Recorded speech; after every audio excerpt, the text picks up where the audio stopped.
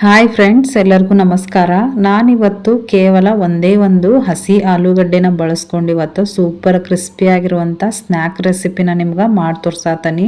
ಹೊರಗಡೆ ಕ್ರಿಸ್ಪಿಯಾಗಿ ಒಳಗಡೆ ಸಾಫ್ಟಾಗಿ ತುಂಬ ಚೆನ್ನಾಗಿರ್ತೈತಿ. ಇದು ಮಾಡೋದು ಅಷ್ಟೇ ಕೇವಲ 10 ನಿಮಿಷದೊಳಗೆ ನೀವು ಆರಾಮಾಗಿ ಮಾಡ್ಕೊಂಬಿಡ್ಬೋದು. ತುಂಬ ಚೆನ್ನಾಗಿರ್ತೈತಿ. ಬನ್ನಿ ಹಾಗಾದ್ರೆ ಯಾವ ರೀತಿ ಮಾಡ್ಬೇಕಂತ ನಾನು ನಿಮ್ಗೆ ತಿಳಿಸ್ಕೊಡ್ತಾನಂತ. ಮೊದಲಿಗೆ ನಾನಿಲ್ಲಿ ಒಂದು ಆಲೂಗಡ್ಡೆನ ಇಲ್ಲೇ ದೊಡ್ಡ ಸೈಜ್ ತೊಗೊಂಡನಿ. ನೀವು ಒಂದು ವೇಳೆ ಸಣ್ಣ ಆಲೂಗಡ್ಡೆ ತೊಗೊಂಡ್ರೆ 2 ಆಲೂಗಡ್ಡೆನ ತಗೋರಿ. ಅದ್ರದ್ದು ಸಿಪ್ಪೆನ ತೆಗೆದ್ಬಿಟ್ಟು ಚೆನ್ನಾಗಿ ವಾಶ್ ಮಾಡಿಕೊಂಡು ಈ ರೀತಿ ಸಣ್ಣದಾಗಿ ಕಟ್ ಮಾಡಿಕೊಂಡು ಇಟ್ಕೊಂಡನು ನಾನಿಲ್ಲೇ. ಇನ್ನೊಂದು ಕಡೆ ನಾನಿಲ್ಲಿ 1 ಕಪ್ಪಿನ ಅಳತಿ ಒಳಗೆ ಉಪ್ಪಿಟ್ಟು ರವೆನ ನಾನಿಲ್ಲೇ ತೊಗೊಂಡ ನೋಡ್ರಿ. ಮೀಡಿಯಮ್ ಸೈಜ್ ರವೆ ಬರುತ್ತಲ್ಲ ಅದೇ ರವೆನ ನಾನಿಲ್ಲೇ ತೊಗೊಂಡಿರೋದು. ಈ ರವೆನ ಇವಾಗ ಒಂದು ಬೌಲ್ಗೆ ಸೇರಿಸ್ಕೊಕತ್ತೇನೆ. ನೀವು ಬೇಕಂದ್ರೆ ಚಿರೋಟಿ ರವೆನೂ ಕೂಡ ಇಲ್ಲೇ ಬಳಸ್ಕೋಬೋದು. ಈ ರವೆಗೆ ಇವಾಗ ನಾನು ನೀರನ್ನ ಇಲ್ಲೇ ಸೇರಿಸ್ಕೊಕತ್ತೇನೆ ನೋಡ್ರಿ. ರವೆ ಮುಳುಗುವಷ್ಟು ನೀರನ್ನ ನೀವು ಹಾಕ್ಕೋಬೋದು. ಇಲ್ಲೇ ರವೆ ನೆನೆಸೋದು ಬೇಡ, ಜಸ್ಟ್ ಒಂದ್ಸಲ ನಾವು ಈ ರೀತಿ ನೀರಲ್ಲಿ ಮಿಕ್ಸ್ ಮಾಡಿಕೊಂಡು ಇಟ್ಕೊಂಬಿಡೋಣ. ಇವಾಗ ಇದನ್ನು ಪಕ್ಕಕ್ಕೆ ಇಟ್ಕೊಂಬಿಡೋಣ. ಇವಾಗ ಇನ್ನೊಂದು ಕಡೆ ನಾನಿಲ್ಲಿ ನಾವೇನಾವಾಗಲೇ ಆಲೂಗಡ್ಡೆನ ಕಟ್ ಮಾಡಿ ಇಟ್ಕೊಂಡಿದ್ವಲ್ಲ ಆ ಆಲೂಗಡ್ಡೆನ ನಾನಿಲ್ಲೇ ಒಂದು ಮಿಕ್ಸರ್ ಜಾರ್ಗೆ ಹಾಕ್ಕೊಳಕತ್ತೇನೆ ನೋಡ್ರಿ. ಇದಕ್ಕನ ಒಂದು ಮೀಡಿಯಮ್ ಸೈಜ್ದು ಈರುಳ್ಳಿನ ಈ ರೀತಿ ಉದ್ದುದ್ದ ಕಟ್ ಮಾಡಿಕೊಂಡು ಅದನ್ನು ಕೂಡ ಇದಕ್ಕೆ ಹಾಕ್ಕೊಂಡನಿ. ಖಾರಕ್ಕೆ ನಾನಿಲ್ಲಿ ಒಂದು 5 ಹಸಿಮೆಣ್ಸಿನ್ಕಾಯಿನ ಇಲ್ಲೇ ಸೇರಿಸ್ಕೊಂಡನು ನೋಡ್ರಿ. ನಿಮ್ಮ ಖಾರಕ್ಕೆ ಎಷ್ಟು ಬೇಕೋ ಅಷ್ಟು ನೀವು ಮೆಣಸಿನ್ಕಾಯಿನ ಹಾಕ್ಕೋಬೋದು. ಇವಾಗ ಸ್ವಲ್ಪ ಒಂದು ಅರ್ಧ ಸ್ಪೂನಷ್ಟು ಶುಂಠಿ ಬೆಳ್ಳುಳ್ಳಿ ಪೇಸ್ಟ್ನ ನಾನಿಲ್ಲೇ ಸೇರಿಸ್ಕೊಳಕತ್ತೀನಿ. ನೀವು ಒಂದು ವೇಳೆ ಬೆಳ್ಳುಳ್ಳಿ ಮತ್ತು ಶುಂಠಿ ಸಪ್ರೇಟ್ ಆಗಿದ್ರೆ ಅದನ್ನು ಕೂಡ ಹಾಕ್ಕೋಬೋದು. ಸ್ವಲ್ಪ ನೀರನ್ನ ಸೇರಿಸ್ಬಿಟ್ಟು ಇದನ್ನ ಇವಾಗ ನಾನು ನುಣ್ಣಗೆ ರುಬ್ಕೊಂಬಂದ್ಬಿಡ್ತೀನಿ. ನಾನಿಲ್ಲೇ ಈ ರೀತಿ ರುಬ್ಕೊಂಬಂದನ್ನು ನೋಡ್ರಿ. ನೈಸ್ ಪೇಸ್ಟ್ ಆಗಬೇಕು, ಯಾವುದೇ ರೀತಿ ತರಿ ಇರಕ್ಕೆ ಹೋಗ್ಬಾರ್ದು. ನಾನಿವಾಗ ಅವಾಗಲೇ ನಾವು ರವೆಗೆ ನೀರು ಹಾಕಿಟ್ಟಿದ್ವಲ್ಲ ಅದರಲ್ಲಿರುವಂಥ ಹೆಚ್ಚಿನ ಪ್ರಮಾಣದ ನೀರನ್ನ ನಾನಿಲ್ಲೇ ಒಂದು ಬೌಲ್ಗೆ ತಗೊಳಕತ್ತೇನೆ ನೋಡ್ರಿ. ಜಾಸ್ತಿ ನೀರಿನ ಅಂಶ ಏನು ಬೇಡ, ಅದರಲ್ಲಿರುವಂಥ ಎಲ್ಲ ನೀರನ್ನ ನಾವು ತೆಗೆದಿಟ್ಕೊಂಬಿಡೋಣ. ಈ ರವೆಗೆ ನಾನಿಲ್ಲಿ ನಾವೇನು ರುಬ್ಬಿಟ್ಕೊಂಡಿದ್ವಲ್ಲ ಈಗ ಆಲೂಗಡ್ಡೆ ಮೆಣಸಿನ್ಕಾಯಿ ಪೇಸ್ಟ್ ಅದನ್ನ ಸೇರಿಸ್ಕೊಳಕತ್ತೀನಿ. ಇವಾಗ ರುಚಿಗೆ ತಕ್ಕಷ್ಟು ಉಪ್ಪನ್ನು ಕೂಡ ಇದಕ್ಕೆ ಹಾಕ್ಕೊಂಡ ನೋಡ್ರಿ.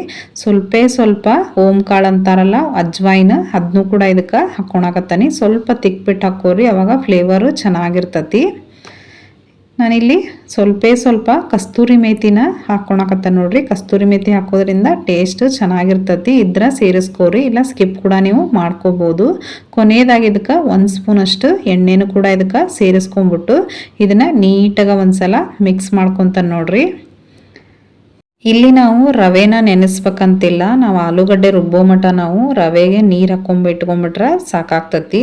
ಇಲ್ಲಿ ನಾನು ಮಿಕ್ಸ್ ಮಾಡ್ಕೊಂಡಾದ್ಮೇಲೆ ಸ್ವಲ್ಪ ಅದು ಗಟ್ಟಿ ಅನ್ಸಿರೋದ್ರಿಂದ ಒಂದು ಸ್ವಲ್ಪ ಅರ್ಧ ಕಪ್ನಷ್ಟು ನಾನಿಲ್ಲೇ ನೀರನ್ನ ಸೇರಿಸ್ಕೊಂಡನು ನೋಡ್ರಿ. ನೀರನ್ನ ನೀವು ನೋಡೇ ಹಾಕ್ಕೋಬೇಕು, ಜಾಸ್ತಿ ತೆಳುವಾಗಿ ಇರಾಕ್ ಹೋಗ್ಬಾರ್ದಿದು. ಆದ್ರಿಂದ ಸ್ವಲ್ಪ ನೀರು ನೋಡ್ಕೊತ ನಾವು ಹಾಕ್ಕೋಬೇಕು. ನಾನಿವಾಗ ಯಾವುದೇ ರೀತಿ ಗಂಟಿಲ್ದಂಗೆ ಇದನ್ನು ಈ ರೀತಿಯಾಗಿ ಮಿಕ್ಸ್ ಮಾಡಿ ಇಟ್ಕೊಂಡನು ನೋಡ್ರಿ. ನಾನಿವಾಗ ತೋರಿಸ್ತಾನೆ ನಿಮ್ಗೆ ಬ್ಯಾಟರ್ ಯಾವ ರೀತಿ ಇರ್ಬೇಕಂತೇಳಿ. ನಿಮ್ಗೆ ಗೊತ್ತಾಗ್ತಿರ್ಬೋದಿಲ್ಲ, ನಾವು ಇಡ್ಲಿ ಎಲ್ಲ ಮಾಡೋದಕ್ಕೆ ಮಾಡ್ಕೋತೇವಲ್ಲ ಆ ರೀತಿ ಇರ್ಬೇಕಿದು. ಈ ಮಿಕ್ಸ್ ಮಾಡ್ಕೊಂಡಿರುವಂಥ ರವೆನ ನಾನಿಲ್ಲೇ ಒಂದು ಪ್ಯಾನ್ನ ಬಿಸಿ ಮಾಡೋದಕ್ಕಿಟ್ಟು ಅದಕ್ಕೆ ಹಾಕ್ಕೊಳಕತ್ತೇನೆ ನೋಡ್ರಿ. ಪ್ಯಾನ್ ಬಿಸಿ ಆದಮೇಲೆ ಮೀಡಿಯಮ್ ಫ್ಲೇಮ್ ಒಳಗೆ ಇಟ್ಕೊಂಡಿದ್ದನ್ನ ಸ್ವಲ್ಪ ಇದು ಗಟ್ಟಿ ಆಗ್ಬೇಕು. ಅಲ್ಲಿವರೆಗೂ ನಾವು ಇದನ್ನ ಸ್ಪೂನ್ಲೇ ಯಾವುದೇ ರೀತಿ ಗಂಟಾಗ್ಲಂಗೆ ಇದನ್ನು ಮಿಕ್ಸ್ ಮಾಡ್ಕೊತಾನೆ ಇರ್ಬೇಕು. ಯಾವುದೇ ರೀತಿ ಸ್ಪೂನ್ನ ತೆಗ್ಯಾಕೆ ಹೋಗ್ಬೇಡ್ರಿ, ಯಾಕಂದ್ರೆ ಬೇಗ ಗಂಟಾಗ್ತತಿ. ನೀವು ಒಂದು ವೇಳೆ ಚಿರೋಟಿ ರವೆಲೆ ಮಾಡ್ಕೊಳ್ಳೋದಾದ್ರೆ ಬೇಗ ಅದು ಗಂಟಾಗೋ ಚಾನ್ಸಸ್ ಇರ್ತತಿ. ಆದಷ್ಟು ಬೇಗ ಅದನ್ನು ನೀವು ಗಂಟಿಲ್ದಂಗೆ ಮಿಕ್ಸ್ ಮಾಡ್ಕೊತ ಬರ್ಬೇಕು. ನಾನಿಲ್ಲಿ ನೀವು ನೋಡ್ತಿರ್ಬೋದು ಇದು ಪಾತ್ರೆ ತಳ ಬಿಟ್ಕೊತ ಬರತ್ತೈತೆ ನೋಡಿ. ಇಲ್ಲಿವರೆಗೂ ನಾವು ಇದನ್ನು ಮಿಕ್ಸ್ ಮಾಡ್ಕೊತಾನೆ ಇರಬೇಕು ಮೀಡಿಯಮ್ ಫ್ಲೇಮ್ ಒಳಗೆ ಇಟ್ಕೊಂಡು. ನೀವು ನೋಡ್ತಿರ್ಬೋದು ಇಲ್ಲಿ ಎಲ್ಲೂ ನಮ್ಗೆ ಪಾತ್ರೆಗೆ ಹತ್ತಾಗತ್ತಿಲ್ಲ. ಇದು ಇಷ್ಟ ಆದ್ರೆ ಆಯ್ತು ನೋಡ್ರಿ. ಸ್ಟವ್ನ ಆಫ್ ಮಾಡ್ಕೊಂಬಿಡೋಣ. ಇದು ಸ್ವಲ್ಪ ತಣ್ಣಗಾಗೋದಕ್ಕೆ ಇಟ್ಕೊಂಡ್ಬಿಡ್ತಾನೆ. ಇನ್ನೊಂದು ಕಡೆ ನಾನಿಲ್ಲಿ ಒಂದು ಬೌಲ್ಗೆ ಗೋಧಿ ಹಿಟ್ಟನ್ನ ಇಲ್ಲೇ ಸೇರಿಸ್ಕೊಕತ್ತೇನೆ ನೋಡ್ರಿ. ನಾನಿಲ್ಲಿ 1 ಸ್ಪೂನಿನ ಅಳತಿ ಒಳಗೆ 3 ಸ್ಪೂನಷ್ಟು ನಾನಿಲ್ಲೇ ಗೋಧಿ ಹಿಟ್ಟನ್ನ ಹಾಕ್ಕೊಂಡನಿ. ಸ್ವಲ್ಪ ಇದಕ್ಕೆ ಉಪ್ಪನ್ನು ಕೂಡ ಸೇರಿಸ್ಕೊಳಕತ್ತೇನೆ. ಎಳ್ಳನ್ನ ನಾನಿಲ್ಲೇ ಹಾಕ್ಕೊಳಕತ್ತೇನೆ ನೋಡ್ರಿ. 1 ಸ್ಪೂನಷ್ಟು ಎಳ್ಳನ್ನ ಇಲ್ಲೇ ಸೇರಿಸ್ಕೊಂಡನಿ.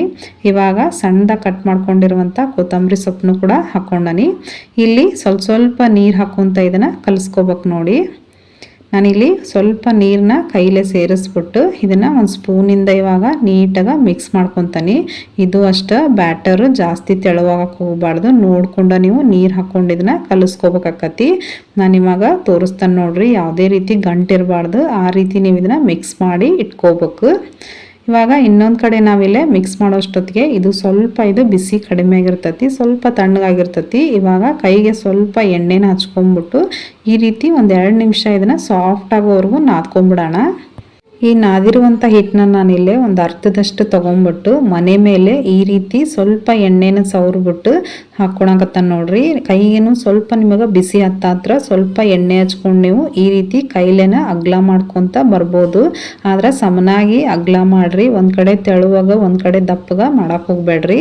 ಇವಾಗ ನಾನು ನಿಮ್ಗೆ ತೋರಿಸ್ತೇನೆ ನೋಡ್ರಿ, ಇಷ್ಟು ದಪ್ಪ ನೀವು ಮಾಡ್ಕೊಂಡಿರ್ಬೇಕು. ಇವಾಗ ಒಂದು ಚಾಕು ಸಹಾಯದಿಂದ ಇದನ್ನು ನಮಗೆ ಆ ಶೇಪ್ ಬೇಕೋ ಆ ಶೇಪ್ ಒಳಗೆ ನಾವು ಕಟ್ ಮಾಡ್ಕೋಬೋದು. ನಾನಿಲ್ಲಿ ಟ್ರಯಾಂಗಲ್ ಶೇಪ್ ಒಳಗೆ ಇದನ್ನು ಕಟ್ ಮಾಡ್ಕೊಳಕತ್ತೀನಿ. ನೀವಿಲ್ಲಿ ಬೇಕಂತಂದ್ರೆ ಒಂದು ಡಬ್ಬಿದ ಮುಚ್ಚಳ ಬರುತ್ತಲ್ಲ ಅದನ್ನ ನೀವು ಪ್ರೆಸ್ ಮಾಡಿ ಸರ್ಕಲ್ ಶೇಪ್ ಒಳಗೂ ಕೂಡ ನೀವು ಮಾಡ್ಕೋಬೋದು. ನಾನಿವಾಗ ಟ್ರಯಾಂಗಲ್ ಶೇಪ್ನ ಇಲ್ಲೇ ತೋರ್ಸಾತೇನೆ ನೋಡ್ರಿ. ಎಷ್ಟು ದಪ್ಪ ನಾನು ಇಲ್ಲೇ ಕಟ್ ಮಾಡ್ಕೊಳೋಣ ನಿಮ್ಗೆ ಗೊತ್ತಾಗ್ತಿರ್ಬೋದು. ಇವಾಗ ಇವನ್ನೆಲ್ಲ ಸಪ್ರೇಟಾಗಿ ಮಾಡಿಕೊಂಡು ಒಂದು ಪ್ಲೇಟ್ ಒಳಗೆ ಎತ್ತಿಟ್ಕೊಂಡ್ಬಿಡೋಣ. ಕಲಸಿರುವಂಥ ಇಷ್ಟು ಹಿಟ್ಟನ್ನ ನಾವು ಈ ರೀತಿ ಕಟ್ ಮಾಡಿಕೊಂಡು ಒಮ್ಮೆ ನಾವು ಎಣ್ಣೆ ಒಳಗೆ ಫ್ರೈ ಮಾಡ್ಕೋಬೋದು. ನಾನಿಲ್ಲಿ ಇನ್ನೊಂದು ಕಡೆ ಎಣ್ಣೆನ ಬಿಸಿ ಮಾಡೋದಕ್ಕೆ ಇಟ್ಟಿದ್ದೆ. ಎಣ್ಣೆ ಸ್ವಲ್ಪ ಬಿಸಿ ಆದಮೇಲೆ ಮೀಡಿಯಮ್ ಫ್ಲೇಮ್ ಒಳಗೆ ಸ್ಟವ್ನ ಹಾಕ್ಬಿಟ್ಟು ಇವಾಗ ನಾವೇನು ಕಟ್ ಮಾಡಿಟ್ಕೊಂಡಿದ್ವಲ್ಲ ಟ್ರಯಾಂಗಲ್ ಶೇಪ್ ಒಳಗೆ ಅದನ್ನು ಗೋಧಿ ಹಿಟ್ಟು ನಾವು ಕಲಸಿದ್ವಲ್ಲ ಅದ್ರೊಳಗೆ ಈ ರೀತಿ ಒಂದು 2 ಸಲ ಡಿಪ್ ಮಾಡಿ ಆಮೇಲೆ ನೀವು ಎಣ್ಣೆ ಒಳಗೆ ಹಾಕೊಂಬಿಡಿ. ಈ ರೀತಿ ನಾವು ಗೋಧಿ ಹಿಟ್ಟಲ್ಲಿ ಎದ್ದು ಬಿಟ್ಟು ಹಾಕೋದ್ರಿಂದ ರವೆ ಜಾಸ್ತಿ ಇಲ್ಲಿ ಎಣ್ಣೆನ ಹೀರ್ಕೊಳ್ಳೋದಿಲ್ಲ. ಸ್ವಲ್ಪನೂ ಸಹ ನಮ್ಗೆ ಎಣ್ಣೆ ಹೀರ್ಕೊಳ್ಳಂಗ ನಾವು ಇದನ್ನ ಸ್ನ್ಯಾಕ್ಸ್ನ ಮಾಡ್ಕೋಬೋದು. ಕೇವಲ ನಾವು ರವೆಲಷ್ಟ ಮಾಡಿದ್ರೆ ಸ್ವಲ್ಪ ಅವು ಎಣ್ಣೆನ ಕುಡಿತಾವು. ಆದ್ರಿಂದ ಈ ರೀತಿ ಗೋಧಿ ಹಿಟ್ಟಲ್ಲಿ ಎದ್ದು ಬಿಟ್ಟು ನಾವು ಎಣ್ಣೆ ಒಳಗೆ ಕರಿಯೋದ್ರಿಂದ ಜಾಸ್ತಿ ಇವು ಎಣ್ಣೆ ಸಹ ಇವು ಹೀರ್ಕೊಳ್ಳೋದಿಲ್ಲ. ಇವಾಗ ಚೆನ್ನಾಗಿದ್ದು ಎರಡೂ ಕಡೆ ಇದನ್ನ ಮೀಡಿಯಂ ಫ್ಲೇಮ್ ಒಳಗೆ ಇಟ್ಕೊಂಡು ನಾವು ಈ ರೀತಿ ಕಲರ್ ಚೇಂಜ್ ಆಗ್ಬೇಕು ನೋಡ್ರಿ. ಅಲ್ಲಿವರೆಗೂ ನಾವು ಇದನ್ನ ನಿಧಾನವಾಗಿ ಇವನ್ನ ಫ್ರೈ ಮಾಡ್ಕೋಬೇಕು. ನಾವು ಎಷ್ಟು ಚೆನ್ನಾಗಿ ಇವನ್ನ ಫ್ರೈ ಮಾಡ್ಕೊಂತೀವಲ್ಲ ಅಷ್ಟು ಚೆನ್ನಾಗಿ ಇವು ಕ್ರಿಸ್ಪಿಯಾಗಿ ಬರ್ತಾವು. ಹೈ ಫ್ಲೇಮ್ ಒಳಗೆ ಇಟ್ಕೊಂಡು ಮಾತ್ರ ಮಾಡ್ಕೊಳಕ್ ಹೋಗ್ಬೇಡ್ರಿ, ಬೇಗ ಕಪ್ಪಾಗಿ ಬಿಡ್ತಾವು. ಇವಾಗ ಇವನ್ನ ಚೆನ್ನಾಗಿ ಈ ರೀತಿ ಕಲರ್ ಚೇಂಜ್ ಆದ್ಮೇಲೆ ಇವನ್ನ ತಕೊಳಕತ್ತಾನ ನೋಡ್ರಿ. ನೀವು ನೋಡ್ತಿರ್ಬೋದು ಎಷ್ಟು ಚೆನ್ನಾಗಿ ಬಂದಾವ ಅಂತ ಹೇಳಿ. ಇದೇ ರೀತಿನ ನಾನು ಇಲ್ಲೇ ಇನ್ನು ಉಳಿದಂತ ಹಿಟ್ಟನ್ನು ನಾವು ಪ್ರತಿ ಸಲಾನು ಇದೇ ರೀತಿ ಎದ್ದುಬಿಟ್ಟು ನಾವು ಹಾಕೋಬೇಕು. ಈ ರೀತಿ ನಾವು ಗೋಧಿ ಹಿಟ್ಟಲ್ಲಿ ಎದ್ಬಿಟ್ಟು ಈ ಸ್ನ್ಯಾಕ್ಸ್ನ ಎಣ್ಣೆ ಒಳಗೆ ಕರಿಯೋದ್ರಿಂದ ಸಾಫ್ಟ್ ಆಗಿ ಒಳಗಡೆ ಮತ್ತು ಹೊರಗಡೆ ತುಂಬ ಕ್ರಿಸ್ಪಿಯಾಗಿ ನಾವು ಈ ಸ್ನ್ಯಾಕ್ಸ್ನ ಮಾಡ್ಕೋಬೋದು. ಅಷ್ಟು ಚೆನ್ನಾಗಿರ್ತತಿ. ಈ ಸ್ನ್ಯಾಕ್ಸ್ನ ನೀವು ಮಕ್ಕಳಿಗೆ ಲಂಚ್ ಬಾಕ್ಸ್ ಥರನೂ ನೀವು ಕಳಿಸ್ಕೊಡ್ಬೋದು ಕೆಚಪ್ ಜೊತೆ, ಇಲ್ಲ ನೀವು ಹಾಗೇನೂ ಕೂಡ ಇದನ್ನು ಕೊಡ್ಬೋದು. ತುಂಬ ಚೆನ್ನಾಗಿರ್ತೈತಿ, ಮಕ್ಕಳಿಗಂತೂ ತುಂಬ ಇಷ್ಟ ಆಗ್ತತಿದ್ದು. ಇವಾಗ ಹೊರಗಡೆ ಮಳೆನೂ ಬರ್ತಾ ಇರೋದ್ರಿಂದ ಸಂಜೆ ಟೀ ಜೊತೆ ಸೂಪರ್ ಆಗಿರ್ತೈತಿ. ಇದಕ್ಕೆ ಯಾವುದೇ ರೀತಿ ಸೈಡ್ ಡಿಶ್ ಕೂಡ ಬೇಡ ಇದಕ್ಕೆ. ಇವಾಗ ನಾನು ನಿಮ್ಗೆ ತೋರ್ಸಾತ ನೋಡ್ರಿ ಎಷ್ಟು ಹೊರಗಡೆ ಕ್ರಿಸ್ಪಿಯಾಗಿ ಬಂತಂತೇಳಿ. ನಾವು ಗೋಧಿ ಹಿಟ್ಟಲ್ಲಿ ಎದ್ದಿರೋದ್ರಿಂದ ಹೊರಗಡೆ ಕ್ರಿಸ್ಪಿಯಾಗಿ ಒಳಗಡೆ ಸಾಫ್ಟ್ ಆಗಿ ತುಂಬ ಚೆನ್ನಾಗಿ ಬಂದಿರ್ತತಿ. ನೀವು ನೋಡ್ತಿರ್ಬೋದು ಇಲ್ಲಿ. ಈ ರೆಸಿಪಿನ ನೀವು ಮನೆಯಲ್ಲಿ ಟ್ರೈ ಮಾಡಿ ಯಾವ ರೀತಿ ಬಂತಂತೇಳಿ ಕಮೆಂಟ್ ಮಾಡಿ ತಿಳಿಸಿ. ಈ ವಿಡಿಯೋ ನಿಮಗೇನಾದರೂ ಇಷ್ಟ ಆದರೆ ಲೈಕ್ ಮಾಡಿ, ಹಂಗೆ ಹೈಪ್ ಮಾಡಿ.